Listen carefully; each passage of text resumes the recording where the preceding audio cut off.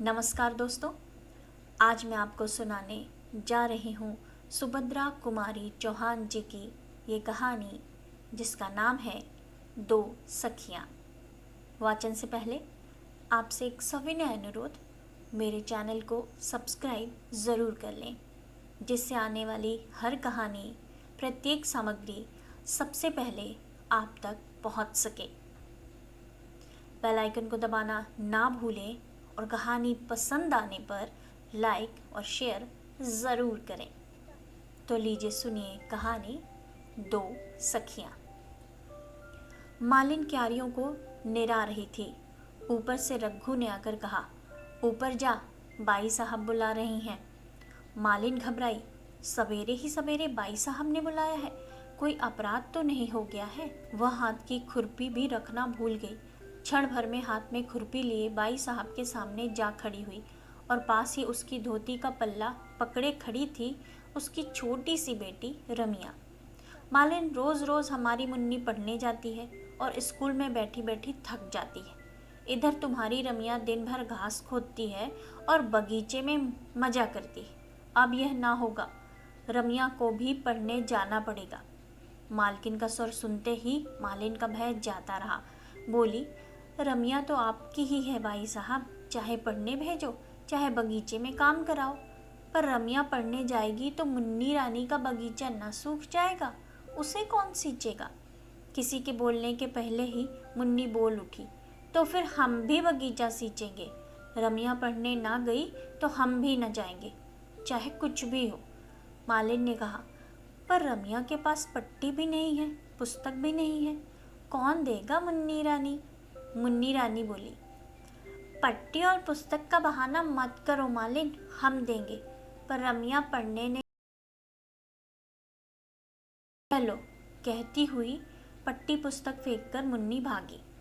माँ ने उसे पकड़कर कहा, ठहर जा मुन्नी, रमिया भी जाएगी पढ़ने। पर मुन्नी तो किसी न किसी बहाने पढ़ने जाना ही नहीं चाहती थी। मालिन के हाथ से खुरपी लेती हुई बोली, माँ, रमिया कैसे जाएगी पढ़ने? उसके पास साफ कपड़े कहाँ हैं? मैं अब बगीचे में काम करने जाती हूँ। मुन्नी जीने से नीचे उतरने लगी। मुन्नी को आखिर पढ़ने के लिए जाना ही पड़ा। साथ में जबरदस्ती रमिया को भी जाना पड़ा। पट्टी पुस्तक घर से ढूंढ कर दे दी गई। मुन्नी का ही एक पुराना फ्रॉक पहनकर रमिया पहले दिन स्कूल गई। धीरे धीरे दोनों में खूब मेल हो गया। अब वे स्कूल जाने से घबराती न थी। दोनों साथ स्कूल जाती, साथ लौटती और साथ साथ पढ़ती। अब मुन्नी को भी कोई शिकायत न थी कि वह मुफ्त में पढ़ने जाती है और रमिया दिन भर मज़ा करती है। दिन जाते देर नहीं लगती। देखते देखते लड़कियां बड़ी हो गईं। दोनों जिस दिन से साथ साथ पढ़ने लगी, उनमें सद्भावों के साथ साथ गाढ़ी मैत्री भी हो गई। मुन्नी अपने किसी भी व्यवहार से यह न प्रकट होने देती कि रमिया उसकी आश्रिता मालिन की बेटी है। रात को रमिया ज़रूर माँ के पास सोती थी, बाकी सारे समय मुन्नी उसे नीचे आने ही न देती थी। इसी साल दोनों ने मैट्रिक की परीक्षा दी है। मुन्नी के पिता मुन्नी के ब्याह की तैयारी में है, पर रमिया की माता के सामने एक समस्या थी। वह सोच रही थी, रमिया इतना पढ़ गई है, चाल ढाल बात व्यवहार से वह मुझ अनपढ़ की लड़की से जान ही नहीं पड़ती।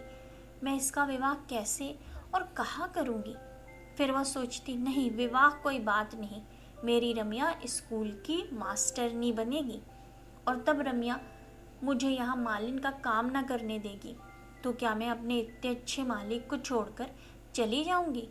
यहाँ मेरी ज़िंदगी बीती है, यहीं मरूँगी भी। रमिया दिन भर दूसरी चिंता में घूमा करती थी। उसे माँ के साथ बगीचे में काम करने में लज्जा और संकोच अनुभव होता था, पर यह भी न सहा जाता था कि उसकी माँ दिन भर मेहनत करे और वह बैठी रहे। माँ को काम करते देख उसे बड़ी वेदना होती, पर कोई दूसरा उपाय भी तो न था। उसने सोचा, परीक्षा फल के निकलते ही चाहे पास हूँ चाहे फेल, मैं कहीं न कहीं नौकरी कर लूँगी। 15-20 रुपए ही मिलेंगे तो क्या हुआ, माँ को तो दिन भर मजदूरी ना करनी पड़ेगी। माँ ने बहुत कष्ट उठाया है, अब वे बूढ़ी हो चली हैं, अब उन्हें अधिक दिन कष्ट न सहने दूंगी। और इसी निश्चय के अनुसार उसने कई स्कूलों में प्रार्थना पत्र भी भेज दिए। मुन्नी की खिचड़ी अलग ही पक रही थी। उसे चिंता थी कि रमिया के ब्याह की। वह सोच रही थी, हम दोनों साथ साथ पढ़ी और बड़ी हुई, साथ ही मैट्रिक की परीक्षा दी, और अब विवाह केवल मेरा हो रहा है। रम्या का भी तो विवाह होना चाहिए। रम्या का विवाह उसके माँ से ना होगा, और फिर रम्या को पढ़ा लिखा कर किसी अनपढ़ के गले से बांधना भी कितना बुरा होगा। पिता की लाडली मुन्नी अपने इन उठते हुए भावों को ना दबा सकी। एक दिन पिता से बोली, बाबूजी, रम्या को तुम ही ने पढ़ाया लिखाया है, उसके विवाह की फिक्र भी तुम ही को करनी पड़ेगी। अब उसका विवाह किसी गंवार से तो ना हो सकेगा। पिता ने आश्वासन के स्वर में कहा, इस विवाह के बाद रम्या के ही विवाह का नंबर आएगा। मैं लड़के की तलाश में हूँ। मुन्नी का भाई जगत सिंह, जो इधर 5 साल से विदेश में था, आज आ रहा है। मुन्नी के पिता लड़के को लेने पहले से बम्बई पहुंच चुके हैं। शाम को गाड़ी आएगी। मुन्नी और रम्या दोनों सखियां बड़ी लगन के साथ जगत सिंह का कमरा सजा रही हैं। मुन्नी बड़ी ही प्रसन्नचित्त और चंचल स्वभाव की लड़की थी। वह स्वयं खुश रहना जानती थी और पास रहने वालों को भी खुश रहने के लिए विवश किए रहती थी। भाई की मेज पर एक सुंदर टेबल क्लॉथ बिछाते हुए मुन्नी बोली, देख रम्या, मैंने तेरे विवाह के लिए भी पिताजी से कहा है। वह कोई सुंदर सावर तेरे जैसा ही पढ़ा लिखा खोजकर तेरा भी विवाह कर देंगे। और मुन्नी ने एक हल्की सी चपत रम्या के गालों पर जड़ दी। रम्या उदासी में बोली, पर मैं तो विवाह करूंगी ही नहीं। मुन्नी हंसती हुई बोली, ऐसा तो मत बोल रम्या, तुम मुझसे डरती नहीं? मैं कहीं मचल गई तो पिताजी को मेरे विवाह के पहले तेरा विवाह करना पड़ेगा। स्कूल जाने की बात भूल गई क्या? और दोनों हंस पड़ी। अचानक श्रृंगार मेज के पास बड़े आईने में दोनों को अपना प्रतिबिंब दिख पड़ा। मुन्नी कुछ देर तक देखती रही, फिर बोली, रम्या, मैं तुझसे गोरी हूँ, पर सुंदर तू ही मुझसे ज्यादा है।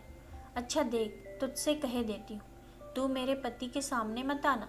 कहीं ऐसा ना हो कि वह मुझे छोड़कर तुझे पसंद कर ले। मुन्नी को एक धक्का देकर रम्या बोली, अब तुम मेरा मजाक तो मत उड़ाओ। कहाँ तुम और कहाँ मैं, बहुत फर्क है। तुम मुझसे गोरी भी हो, सुंदर भी हो, पर फिर भी तुम घबराना मत। मैं तुम्हारे पति के सामने ना आऊंगी। तुम्हारे ऊपर उनका जो प्रेम होगा उससे कण भर भी ना लूंगी। अब खुश हुई? मुन्नी बोली, पर सुंदर मुझसे ज्यादा तू ही है। मेरा दिल कहता है और यह दर्पण भी कहता है, जी चाहता है इसे तोड़ दूं। फिर कुछ ठहर कर बोली, अच्छा भैया को आने दो, जिसे सुंदर कहेंगे बस वही सुंदर है, ठीक है ना? और फिर चाहे बंदर को भी सुंदर कह दे, रम्या ने कहा और एक फूलदान में फूल सजाने लगी। दोनों हाथ रम्या की पीठ पर धम्म से पटकते हुए मुन्नी बोली, पर यहाँ बंदर कौन है, तू कि मैं? बोलना। रम्या ने कहा, ना तुम ना मैं, पर कहीं वे किसी तीसरे को ही सुंदर बता दे तो? जगत सिंह को लेने उनके पिता, मुन्नी और बहुत से लोग स्टेशन पहुंचे थे। घर आए, बहुत देर तक घर में चहल पहल मची रही। जगत कुछ अस्वस्थ था। सबसे विदा लेकर वह सोने के लिए अपने कमरे में आया। कपड़े उतारकर वह लेट गया। वह सचमुच थका हुआ था, किंतु एक ही मिनट के बाद आंधी के झोंके की तरह दोनों दरवाजों को फटाफट खोलती हुई पहुंची मुन्नी। एक हाथ से वह रम्या को घसीटती हुई ला रही थी। वह बोली, भैया, सोने से पहले तुम्हें एक बात का फैसला करना है। सच सच कहना, मैं ज्यादा सुंदर हूँ कि यह? जगत हंस पड़ा, बोला, मुन्नी, तू अभी तक मेरी बच्ची ही है। जा, मुझे सोने दे, मैं थक गया हूँ। और वह करवट बदलकर सो गया। भैया, तुम अभी तक बड़े खराब हो, कहती हुई रूठकर मुन्नी चली गई। किंतु इसके बाद जगत सो न सका। उसके सामने रह रहकर शर्माई हुई रम्या का चित्र आ जाता था। वह यही निर्णय न कर सकता था कि यह लड़की कौन है। विवाह में दूर दूर के बहुत से संबंधी रिश्तेदार आए होंगे। मुमकिन है उन्हीं में से किसी की लड़की हो, पर इसे तो जगत ने कभी देखा है, चेहरा पहचाना हुआ सा लगता है। जिस बात का उत्तर वह मुन्नी को न दे सका था, वही उत्तर बराबर उसके दिमाग में चक्कर काट रहा था। कितनी सुंदर लड़की है। सुबह 6 भी न बज पाए थे कि मुन्नी के उधम के मारे जगत का सोना मुश्किल हो गया। जगत उठकर बैठ गया। मुन्नी से बोला, मुन्नी, जरा गंभीर बनो बहन, अब तेरी शादी होने वाली है। जगत की दृष्टि दरवाजे की ओर गई। 2 सुकुमार पैर दरवाजे की ओट में ठिठक गए थे। मुन्नी ने जैसे जगत की बात सुनी ही न, बोली, भैया देखो, रमिया अब तुमसे शर्माती है, आती नहीं अंदर। वह देखो वहाँ खड़ी है। और एक बार भैया तुम्हें याद है ना, वह कितनी मचली कि तुम ही से शादी करेगी। और फिर जब तुमने कहा कि तुमने शादी कर ली और इसे 2 पैसे दे दिए, तब कहीं यह मानी। मुन्नी एक सांस में यह सब कहकर हंस पड़ी। जगत चौंक पड़ा, तो यह रमिया है। आओ रमिया, अंदर आओ, वहाँ क्यों खड़ी हो, चाहे तो 2 पैसे और ले लो, कहकर वह हंस पड़ा। रमिया लाज और संकोच में सिमटी हुई सी भीतर आई, पर वह खुलकर जगत से बातचीत न कर सकी। न जाने कहा कि लज्जा ने उसकी जबान पर ताले डाल दिए। वह चुपचाप खड़ी रही। जगत ने उसे बोलने की कोशिश की, पर उसका सिर नीचे से ऊपर न उठा। जगत ने कहा, लो तुम मत बोलो, मैं तो जाता हूँ। मुन्नी की समझ में ना आया कि आखिर जगत भैया से रमिया इतना क्यों शर्माती है।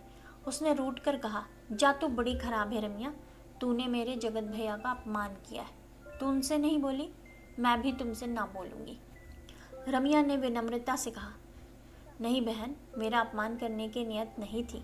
तुमने छुटपन की ऐसी बात कह दी जिससे शर्म के मारे में मरी जा रही थी। फिर कैसे बोलती। और दोनों सखियों में उसी समय मेल भी हो गया।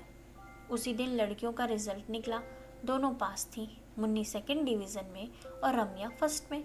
मुन्नी ने इससे कुछ बुरा न माना। वह रमिया के पास आकर उससे लिपट कर बोली, देख रमिया, तू सभी बातों में मुझसे बढ़ती है। मैं 2nd में पास हुई, तू 1st में। यह ठीक नहीं है, तुझे मेरे साथ साथ चलना चाहिए। रमिया ने कहा, सभी बातों में नहीं बढ़ रही हूँ, विवाह तुम्हारा ही पहले हो रहा है, कौन जाने तू इसमें भी मुझसे आगे न बढ़ जाए। कहती हुई मुन्नी भाग गई। रमिया जगत के कमरे से फूलदान लेकर बाहर आ ही रही थी, इतने में ही वह पहुंच गया। वह कई दिनों से रमिया से एकांत में कुछ बात करना चाहता था। उसने रमिया का हाथ पकड़कर अंदर खींच लिया। बोला, रमिया ठहरो, मुझे तुमसे कुछ बातें करनी है। रमिया घबरा गई, इधर उधर देखती हुई बोली, आप मेरा हाथ छोड़ दीजिए, कोई देख लेगा। जगत बोला, पर तुम ठहरोगी, जाओगी तो नहीं। रमिया का स्वर कांप रहा था। वह बोली, ठहरूंगी, पर पहले आप मेरा हाथ छोड़ दीजिए। रमिया का हाथ छोड़ जगत दरवाजे के पास रास्ता रोककर खड़ा हो गया और बोला, रमिया, मेरे पास भूमिका बांधने का समय नहीं है। मैं तुमसे विवाह करना चाहता हूँ, तुम्हें स्वीकार है। रमिया कांप उठी। उसने कहा, पर यह कैसे हो सकता है, मैं मालिन की लड़की हूँ और आप छत्री। फिक्र मत करो, मैं केवल तुम्हारी राय जानना चाहता हूँ। अब रमिया कैसे बोले। सिर नीचा करके वो खड़ी रही, पर अनुभवहीन जगत क्या जाने कि यह मौन स्वीकृति का सूचक है। वो अधीर होकर बोला, रमिया उत्तर दो, हाँ या ना, मैं तुम्हारे मुंह से सुनना चाहता हूँ। तुम खुशी से स्वीकार कर लोगी तो ठीक है, इनकार करोगी तो मैं तुम पर किसी प्रकार का दबाव न डालूंगा। सच्चे आदमी की तरह मैं तुमसे पूछता हूँ, क्योंकि मैं तुमसे विवाह करना चाहता हूँ, पर तुम्हारी अनुमति से, तुम्हारी इच्छा के विरुद्ध नहीं। रमिया फिर चुप। जगत से रहा ना गया। उसने फिर रमिया का हाथ पकड़ लिया और बोला, रमिया, मेरा भविष्य तुम्हारे उत्तर पर निर्भर है। बोलो, तुम्हारी इच्छा के खिलाफ मैं तिल भर इधर उधर ना जाऊंगा। बोलो, तुम्हें स्वीकार है। मैं बहुत पहले ही स्वीकार कर चुकी हूँ, कहती हुई हाथ छुड़ाकर रमिया भाग गई और सीधी जाकर अपनी माँ की खाट पर लेट गई। उसने मन ही मन कहा, रमिया के चंडी ठाकुर, तुम ही रमिया को बुला देते तो रमिया का दुनिया में कौन रह जाता। जगत ने अपना निश्चय पिता से कहा। पिता के पास काफ़ी पैसा था, रुपयों का उन्हें लोभ न था, फिर वह स्वयं रमिया को बहुत चाहते थे। इस बात पर किसी को कुछ ऐतराज हुआ तो जगत की माँ को। वे किसी बड़े आदमी से ही संबंध जोड़ना चाहती थी। एक मालिन की लड़की से ब्याह कर उनके दृष्टिकोण से समाज में उनकी प्रतिष्ठा बढ़ने की जगह कम हो जाएगी। पर उनकी कुछ न चली। एक ही मंडप में रमिया का विवाह जगत से और मुन्नी का विवाह शांति स्वरूप से हो गया।